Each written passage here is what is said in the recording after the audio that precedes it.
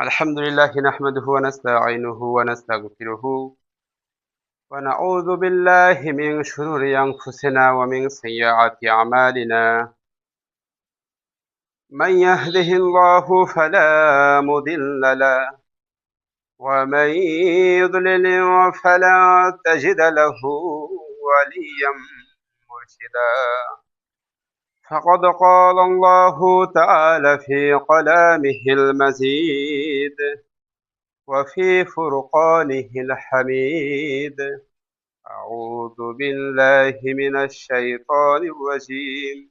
بسم الله الرحمن الرحيم: إن الله وملائكته يصلون على النبي يا أيها الذين آمنوا صلوا عليه وسلموا تسليما.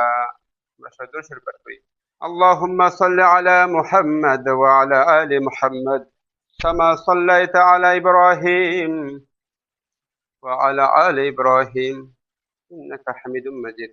সুন্নতের সময় দেওয়া হবে, বসেন, সুন্নতের সময় দেওয়া হবে। اللهم بارك على محمد وعلى آل محمد كما باركت على إبراهيم وعلى آل إبراهيم إنك حميد مجيد.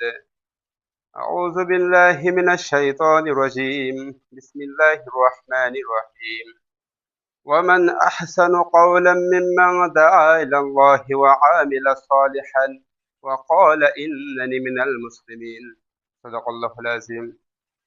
وعن خباب بن الأريث رضي الله تعالى عنه أنه قال شقونا إلى رسول الله صلى الله عليه وسلم وهو متوسد بردة له في ظل الكعبة إلى آخره.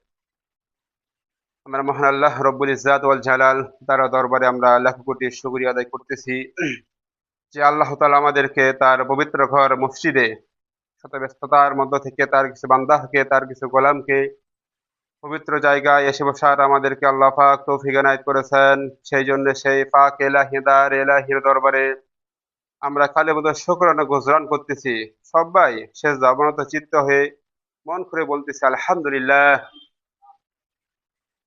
মহান আল্লাহ তাআলার প্রশংসা বান্দা যত বেশি করবে আল্লাহ পাক তার নিয়ামত বৃদ্ধি করে দেন।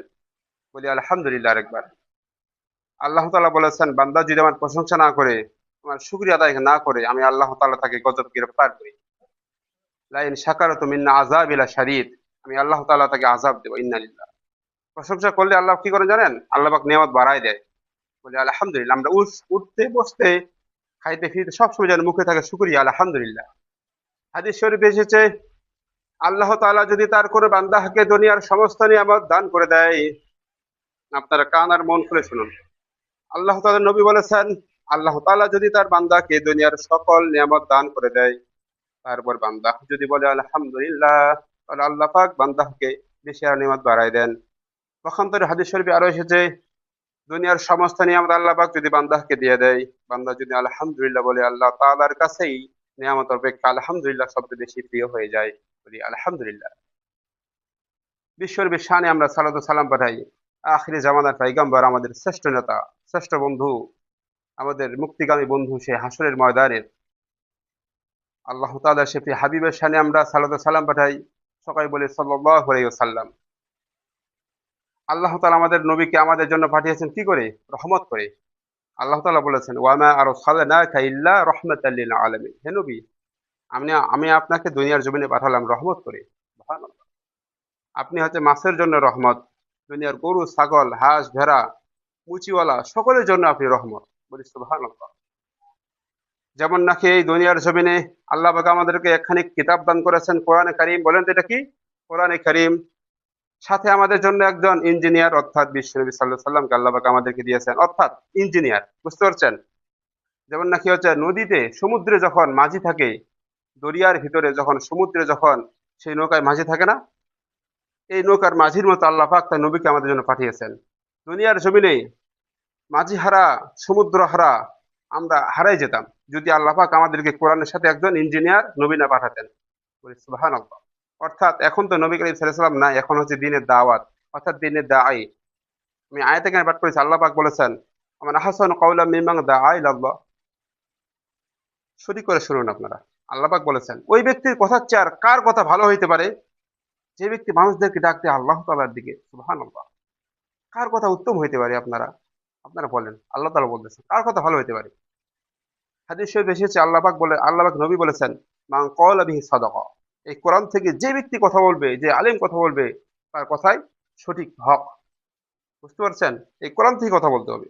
বাইরে যদি কেচ্ছা কাহিনী বলে বুঝতে পারবেন এই কথাগুলা একটু রূপক কথা, অথবা মানুষকে শুধু মজায় শুধু কথাগুলো হক হয় না বেশিরভাগই। নবীজি বলেছে, আমার কথা না এটা। নবীজি বলেছেন, আমান আমিলা বিহি উজরা। এই কোরআন থেকে যে ব্যক্তি আমল করবে আল্লাহ পাক তাকে পুরস্কৃত করবেন। সুবহানাল্লাহ। ফিদ দুনিয়া ওয়াল আখিরা। দুনিয়া আল্লাহ পাক তাকে পুরস্কার দিবেন, নগদ নগদ পুরস্কার। আল্লাহ পাক তার দুনিয়ার জমিনে হয়রানি পেরেশানি আল্লাহ পাক, অভাব আল্লাহ পাক মোচন করে দেবেন। সুবহানাল্লাহ। আর আখিরাত তাকে আল্লাহ পাক জান্নাত দান করবেন। আমা দা ইলাইহি হাদা। এই কোরআন হচ্ছে সঠিক রাস্তা দেখায়। উদিয়া ইলা সিরাতি মুস্তাকিম। এরা কোথায় যায়? জান্নাতের দিকে যায়। সুবহানাল্লাহ। মানে হাকামা বিহি আদালা। নবীজি বলেছেন এই কোরআন থেকে যে ব্যক্তি বিচার ফয়সালা করে, জাস্টিস, ইনসাফ প্রতিষ্ঠা করবে সেই ব্যক্তি, যে রাষ্ট্র, যে দেশ এই কোরআন দিয়ে বিচার করবে সেই দেশ ইসলামী দেশ। সুবহানাল্লাহ। নবীজি বলতেছেন ও আমিলা বিহি উজরা, মানে হাকামা বিহি আদালা।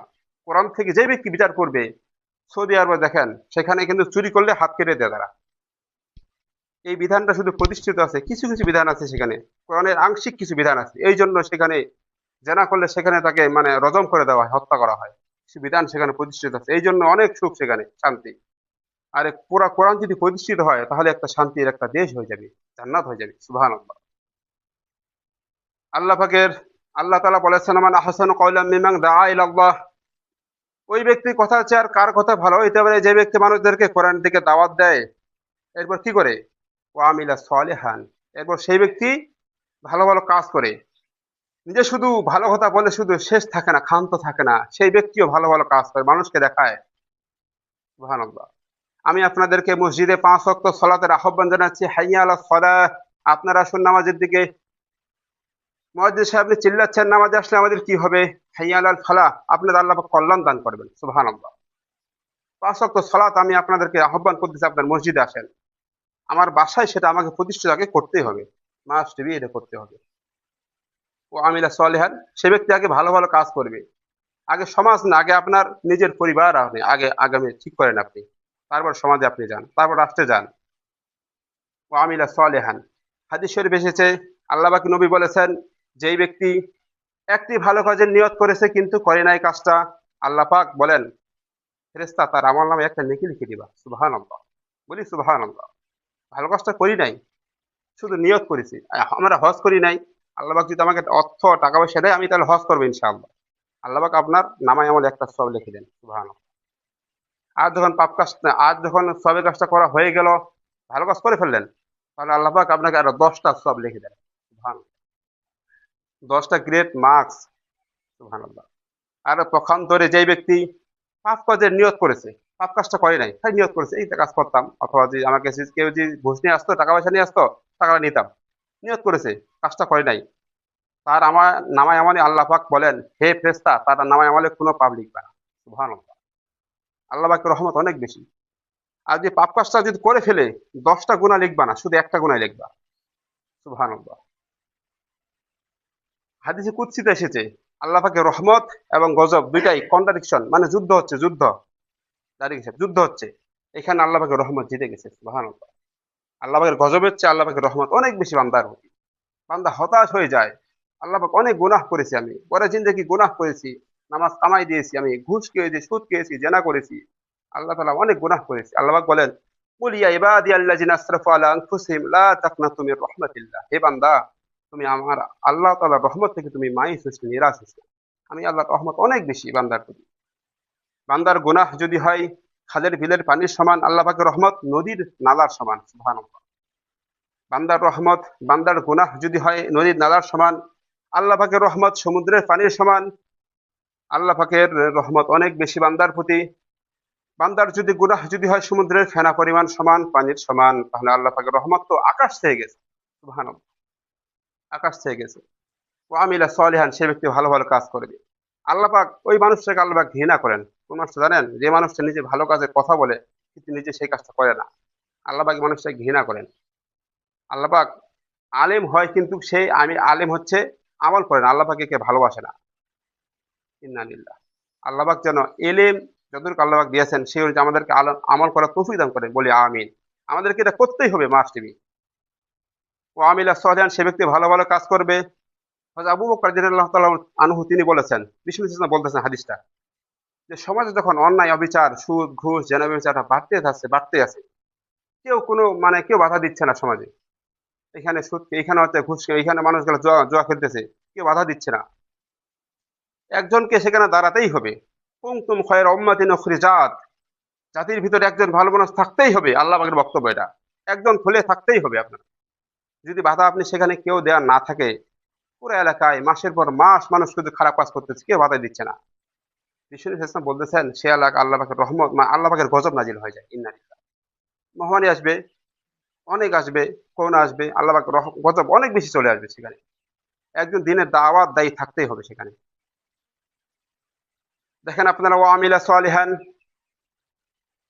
একজন নারী তিনি জেনা করেছে, হাদিস শরীফে এসেছে, জেনা করে রসুলের কাছে এসে বলতেছে, হে আল্লাহ রসুল, বিষ্ণু ইসলাম এশার সলাৎ করে তিনি বসে আছেন মসজিদ নববীতে। কোথায়?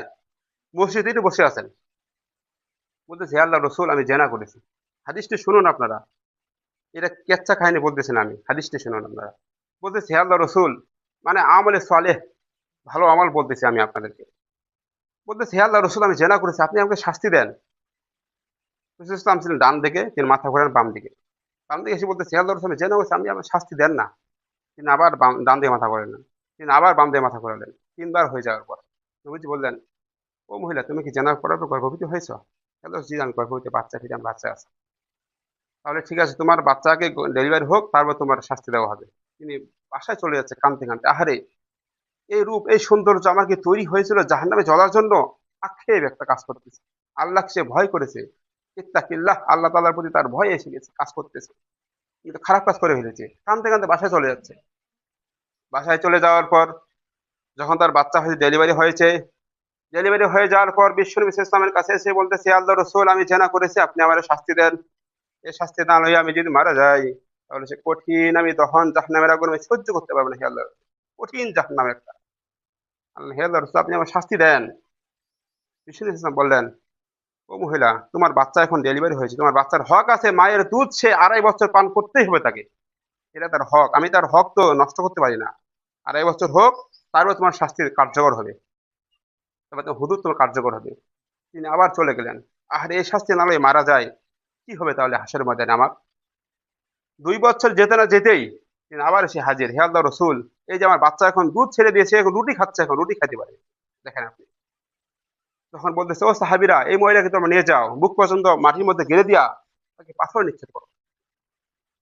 কথা বলার সাথে সাথে কার্যকর হয়ে গেল। পাথর নিক্ষেপ করা হচ্ছে, রক্ত ছিটে পড়তেছে যেখানে সেখানে। এক সাহাবীর গায়ে কিছু রক্ত ছেটা পড়েছে। সে মহিলাকে গালিগালাজ করলেন, আরে নোংরা মহিলা, জেনাগার মহিলা, ভ্রষ্ট মহিলা, খারাপ মহিলা, আমার রক্ত পড়েছে গায়ে, আমার শরীরটা, খাবারটা নাবাক হয়ে গেছে আমার। এই আওয়াজটা বিশ্বনবী ইসলামের কানে পর্যন্ত পৌঁছে গেছে। বিষ্ণু বললেন, সাহাবী, তুমি কি বললা?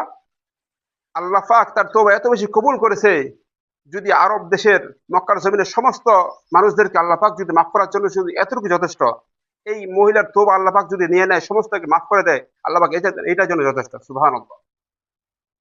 এত আল্লাহ পাক তাকে কবুল করেছে। সুবহানাল্লাহ। অতএব আমলে সালেহ, নেক কাজের ওসিলা ধরতে হবে এভাবে, বুঝতে পারছেন? হাসরের ময়দানে কেউ মুক্তি পাবে না, কেউ নাজাত পাবে না। শুধু আমলে সালেহ, আপনার নেক আমল, 2 রাকাত সালাত পড়বেন সঠিকভাবে, আল্লাহ পাক আপনার এই সালাতে কবুল করে নেবেন। সুবহানাল্লাহ। ইখলাসের সাথে 2 রাকাত সালাত পড়ে দেখেন না আপনি, খুশু খুজুর সহিত দাঁড়াবেন, ধীর স্থিরতার সাথে সূরা ফাতিহা পাঠ করবেন, বুঝবেন যেটা পাঠ করতেছে এটা বুঝবেন, আলহামদুলিল্লাহি রাব্বিল আলামিন, প্রশংসা করতেছে রবের, যিনি বিশ্বজাহানের রব। বুঝবেন আর পাঠ করবেন, দেখবেন আপনার ভিতরে একটা আবেগ তৈরি হয়ে আসবে। যেমন সূরা ফজরে যখন পাঠ করি আমি, ওয়াজিয়া ইয়াউমাইযিন বিজাহান্নাম, আল্লাহ পাক হাসরের ময়দানে যারা জাহান্নাম নাকি অবিশ্বাস করে, আল্লাহ পাক এদের সামনে জাহান্নাম এনে হাজির করবেন। বান্দা দেখ, এই যে জাহান্নাম তুই বলছিস না জাহান্নাম আসলে নাই, মরার পরে গেলে হবে না, কিছুই হবে না, এই দেখ জাহান্নাম দেখ তোর সামনে আজকে নিয়ে আসছেন। ওয়াজি মানে উপস্থিত হবে সেখানে হাসরের ময়দানে। ইয়াউমাইযিন বিজাহান্নাম ওয়া আন্না লাহু যিকরা, বান্দা সেদিন স্মরণ করবে, আহারে আমি কি করছি তাহলে আমি? ইয়াকুলু ইয়া লাইতানি কদ্দামতু লিহায়াতি, আমি আমার জীবনে কি ভালো কাজ করেছি, ভালো কাজ তো করি নাই। সে আফসোস করতে থাকবে, আফসোসে কোনো কিছু সেদিন কাজ হবে না। যালিকাল ইয়াউমুল হক, সে বান্দা সেদিন মন থেকে বলবে, হা হা, আজকে সঠিক কে জাহান্নাম, সঠিক এটা, আজকে তো হক বলে এটা লাভ নাই। দুনিয়ার জমিনে যত চিল্লাচিল্লি করেন, এই দল করি সেই দল করি, আলেম ওলামারা যখন কথা বলে, রাজনীতি চলে আসলে আপনারা বলেন এই কথার কারণে রাজনীতি চলে আসলো। কোরআন তো রাজনীতি কিতাব ভাই, এটা আপনাকে বুঝতে হবে। 30 পারা কিতাব, অনেক 582টা আয়াতের মতো আছে শুধু জিহাদ সম্পর্কে কথা। কাতিলহুম ওয়া কাতিলুহুম ওয়ামা তাকতুলু আনফুসাকুম, তোমরা হত্যা করো না, জিহাদের আয়াত। অনেক আয়াত আছে জিহাদের আয়াত, আপনারা এগুলা কথা বললে শুধু বলেন রাজনীতি করতেছে না, এগুলা সব কথা বলতে হবে, ফরজ এটা। এই কথাগুলো বললে রাজনীতি বলা এটা যাবে না। এটা হক, যালিকা ইয়ামুল হক, এটা কোরআন হক। কথা বললে আপনার বুঝবেন এটা সঠিক কথা বলতেছি, আপনি এটা মানার চেষ্টা করবেন। আর যদি কেউ যদি কথা বলে মাঝখান দিয়ে, বুঝবেন এটা তুতলা আলাইহি আয়াতুনা ক্বাল আসাতিরুল আউয়ালিন, সে বলবে এটা রূপের কথা। কিসের কোরআন, কিসের, আমি এটা মানি না। আমি শুনেছি কথা অনেক বলে এভাবে, এটা 1400 বছর আগের পুরনো কিতাব, এটা দিয়ে কি সমাজ চলতে পারে এখন? আমি শুনেছি কথা বলে এভাবে। আধুনিক কিতাব, এখন আমাদের লাগবে ওল্ড, ডিজিটাল, অর্থাৎ আধুনিকতা আমাদের লাগবে, ছোঁয়া লাগবে আমাদের। এটা দিয়ে চলবে না, আমার সমাজ চলবে না। শুনে অবাক হয়ে যায়, আরে কি বলে মানুষ, মুসলিম হওয়ার পরেও কথা বলে, সময় আছে। মুসলিম হওয়ার পরে এগুলো কথা বলে, তার ভিতরে কোরআন কারিমে যদি জ্ঞান থাকতো, আল্লাহ রসুলের ভয় থাকতো, এগুলো কথা তার মুখ থেকে আসতো না। দেখবেন আপনি মসজিদে যেখানে যাবেন সেখানে শুধু আমলে সালেহ, ভালো ভালো কথা মানুষদেরকে শোনায়, ঠিক না? ইমাম সাহেব খুতবা দেয়, আপনাদেরকে ভালো ভালো কাজের কথা বলে, যে আপনারা হচ্ছে রাস্তা থেকে কোনো কষ্টদায়ক দ্রব্য আপনারা সরাই দেবেন, এটা হচ্ছে 70 যে ইমানের শাখা আছে, একটা নিম্নতম শাখা এটা। ও আমিলা সালেহ, এটা একটা ভালো কাজ। এখন ভালো কাজ আমরা কি মনে করি, দেশ থেকে আলেম ওলামা যখন সরাই দিই, এটাকে ধ্বংস করে দিই, এটা করি সেটা করি, এটা আমলে সালেহ আমরা মনে করি। মানে এটা আমাদের গ্রামের অবস্থা না, শহরের অবস্থা তো মারাত্মক। কথা বলা যাবে না সেখানে, এগুলো কথা বলা যাবে না। আমি দেখছি এগুলা, সব জায়গায় নামাজ পড়াইছি আমি, বহু জায়গায়। এগুলা কথা বলা যাবে না, বললে আমাদেরকে দেশই বলবে জঙ্গিবাদ, এই বাদ সেই বাদ। এই যে বটু বেশি নামাজ পড়াইছিলাম আমি, আওয়ামী লীগ যখন ছিল, তখন আমি নামাজ পড়াইতে পড়াইতে বলে ফেললাম যে বর্তমান সরকার যে আল্লামা সাইদির উপর যে অত্যাচার করতেছে, আল্লাহবাক এর অবশ্যই খেসারত আল্লাহবাক তাকে দেওয়াবেন, তাকে আল্লাহবাক ধ্বংস করবেন। দোয়া করেছিলাম ভাবে, বলতেছিলাম, আমাকে অনেক কিছু কথা বলেছিলাম সেখানে। বলতেছে এই ছেলেটাকে এরপর থেকে কোনো কথা বলা যাবে না। রাজনীতিটা হইলো, একটা মানুষ যদি দোয়া করতেছে, এটা খারাপ কি? খারাপ কোনো হইলো? তার মাইন্ডে নিয়ে নিছে। ভালো কথা বলা যাবে না, সমাজ নষ্ট হয়ে যাক, মানুষকে আপনি মেরে ফেলে হত্যা করেন, কথা বলা যাবে না, কোনো কথা বলা যাবে না। আলেম ওলামা যদি চুপ থাকে, আর শয়তানুল আখরাজ, সে হচ্ছে বোবা শয়তান। আপনি হচ্ছে সামনে খারাপ কাজ করতে, আপনি চুপ থাকতেছেন, আপনি হচ্ছে শয়তানুল আখরাজ, বোবা শয়তান। বোবা শয়তান হওয়া যাবে না। চুপ থাকবেন কেন আপনি? আপনার শক্তি থাকলে আপনি হাত দিয়ে সেটা প্রতিরোধ করুন, মুখ দিয়ে সেটা আপনি বলেন, ভাই এই কাজটা করতেছেন কেন। এটা আমলে সালেহ, ভালো ভালো কাজ এটা। এরপর আল্লাহ তাআলা বলতেছেন, ওয়াকালা ইন্নানি মিনাল মুসলিমিন, এতগুলো কাজ যে ব্যক্তি করে, সবকিছু কাজ করার পর, শুনে না তাফসীরটা আপনি, সব কাজ করার পর সে বলতেছে ওয়াকালা ইন্নানি মিনাল মুসলিমিন, আমি একজন মুসলমান। সুবহানাল্লাহ, আমি একজন মুসলমান। এই আয়াতটা এমন একটা সময় নাজিল হয়েছিল, শুনেন, যখন নাকি মুসলিমদের উপর, বেলাল উপর, খাব্বাইব খুবাইবের উপর শুধু অত্যাচার অত্যাচার আসতেছিল। কঠিন একটা সময় ছিল। হযরত বেলালকে তারা উত্তপ্ত মরুভূমির উপর শোয়াই দিয়েছিল। বেলাল, এখন সময় আসছে তুমি লা ইলাহা ইল্লাল্লাহ বাদ দে, এটা দরকার নাই আর, বাদ দে। সে বলেছিল আহাদ আহাদ, আল্লাহ এক, আল্লাহ এক। সুবহানাল্লাহ, ভাগের বাচ্চা এটা, হাদিসটা আমি পাঠ করেছি। আল্লাহ নবী সাল্লাল্লাহু আলাইহি ওয়াসাল্লাম বলতেছেন, ওয়ান খাব্বাব বিন আরিদ রাদিয়াল্লাহু তাআলা আনহু ক্বালা শাকাউনা ইলা রাসূলিল্লাহ সাল্লাল্লাহু আলাইহি ওয়াসাল্লাম, হযরত খাব্বাব বিন আরিদ বলতেছেন, বিশ্বনবী, আমি এবার খুঁজতেছিলাম, আখির জামান বেগম খুঁজতেছিলাম, খুঁজতে খুঁজতে তাকে আমি গিয়া পেলাম, তিনি কাবা শরীফের ছায়া, রোদ আসছিল, ছায়া তিনি শুয়ে আছেন, আরাম করতেছেন। বুঝেছিলাম। আমি কাছে গিয়ে সালাম দিলাম, আসসালামু আলাইকা ইয়া রাসূলুল্লাহ। জবাব আসলো। বিশ্বকে বললাম, হে আল্লাহ রসুল। তিনি উঠে বসলেন, হে আল্লাহ রসুল, আপনি কি আমাদের জন্য দোয়া করবেন না? আমরা কত আর মার খাইতে পারি, আমাদের অত্যাচার করতে করতে বেলালকে খাব্বাব খুবাইবকে মেরে ফেল দিচ্ছে একবারে। আপনি আমাদের জন্য দোয়া করুন, আপনার তো আল্লাহ কবুল করবেন। নবীজি বললেন, ও খাব্বাব খুবাইব, তুমি এখনই অসন্তুষ্ট হয়ে পড়তেছো, তুমি এখনো ধৈর্য হারিয়ে ফেলতেছো, কি হয়েছে এখন? যালিকা আন দীনিহি, তারা দিনের পর অটল অনড় ছিল। তারপরও একজন দিনের দায়ীকে এমনকি এমন সময় এসেছিল তাদেরকে একজন মানুষকে ধরে নিয়ে আসতো, অপরাধ নিয়ে আসা হতো, অপরাধ দিয়ে তাকে চিরে দ্বিখণ্ড করে ফেলা হতো। দালি খান দিনে, এরপর একজন দায়ীকে তারা, দিনের দাওয়াত কবুলকারীকে তারা এক ষোলো দিন থেকে সরাই ফেলতে পারে নাই। তোমার কি কষ্ট হয়েছে এখন? ওয়াল্লাহি আমি কসম করতেছি আল্লাহর নামে, এমন একদিন অবশ্যই সময় আসবে যেদিন ইয়ামেন রাজধানী থানা থেকে শুরু করে হাজারমাল পর্যন্ত, অর্থাৎ বাংলাদেশে হচ্ছে টেকনা থেকে তেতুলিয়া, এমন একটা সময় অবশ্যই আসবে যেদিন মানুষরা নারীবিদ দাবাল বিদ্যমান সবাই চলবে, তাদের কোনো ভয় থাকবে না, একমাত্র আল্লাহ তাআলা ভয় থাকবে। তাদের হচ্ছে সাথে যে সমস্ত সোনা দানা, উট গরু বাছুর থাকবে, এগুলোর ভয় থাকতে পারে, শুধু আল্লাহ তাআলার ভয় থাকবে, কোনো ভয় থাকবে না। চোর ডাকাত আসবে, এরা ভয় থাকতে পারে, কোনো ভয় থাকবে না। সুবহানাল্লাহ, এমন একটা সময় অবশ্যই আসবে। নবীজি বলেছেন, কে বলেছেন? আল্লাহ নবী বলেছেন, সময়টা অবশ্যই একদিন আসবে। যেমন আল্লামা সাইদি, তিনি বলে গেছেন, আমরা যদি 100 বছর যদি যায়, তারপর আমরা ওয়েট করব যে বাংলাদেশে ইসলাম প্রতিষ্ঠিত একদিন অবশ্যই হবে ইনশাআল্লাহ, ইসলামের কালামা একদিন অবশ্যই উঠবে ইনশাআল্লাহ। এই কথাটা আমাদের একটা আশার বাণী, ঠিক না? সে 70 দশকে সে এই কথা বলেছিল। 70 দশক থেকে এখনো 70 দশক আসে নাই, আর অনেক লং টাইম আছে। আল্লাহ পাক যেন আমাদেরকে দিনের কালিমা ওড়ানোর, আল্লাহ পাক আমাদের সাথী হওয়ার, দিনের পতাকা তলে আমাদেরকে সবাইকে সমবেত হওয়ার তৌফিক দান করেন। বলি আমিন। ওয়া আখিরু দাওয়ানা আলহামদুলিল্লাহি রাব্বিল আলামিন। যারা সুন্নত করেনি তারা নামাজ পড়েনি।